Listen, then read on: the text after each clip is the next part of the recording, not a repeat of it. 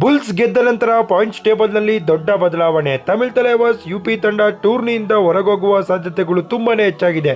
Pro ಕಬಡ್ಡಿಯ ಪ್ರಮುಖ ಪಂದ್ಯ ಮುಕ್ತಾಯವಾಗಿದೆ.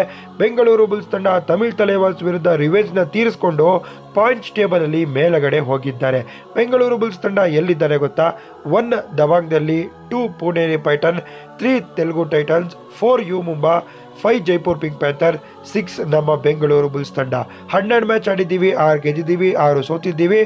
ನಮ್ಮ ಟೋಟಲ್ ಪಾಯಿಂಟು 12. ಆದರೆ ಲಾಸ್ಟ್ 3 ಮ್ಯಾಚಸಲ್ಲಿ ನಮ್ಮ ತಂಡ ಒಳ್ಳೆ ಪರ್ಫಾರ್ಮೆನ್ಸ್ ಕೊಟ್ಟಿದೆ. ಈ ಮ್ಯಾಚು ಗೆದ್ದಿದ್ದೀವಿ. ಲಾಸ್ಟ್ 2 ಮ್ಯಾಚಸ್ಸು ನಾವು ಲಾಸ್ಟಲ್ಲಿ ಬಂದು ಟೈ ಬ್ರೇಕರಲ್ಲಿ ಸೋತೋಗಿದ್ದೀವಿ. ಬೇಜಾರಿದೆ. Haryana 7, Tamil Thalaivas 8, U P 9, 10 Gujarat, 11 Bengal, 12 Patna pirates. Patna pirates, Bengal warriors, Gujarat, U P Yoddhas, Tamil Thalaivas almost PKLನಿಂದ ಹೊರಗೆ.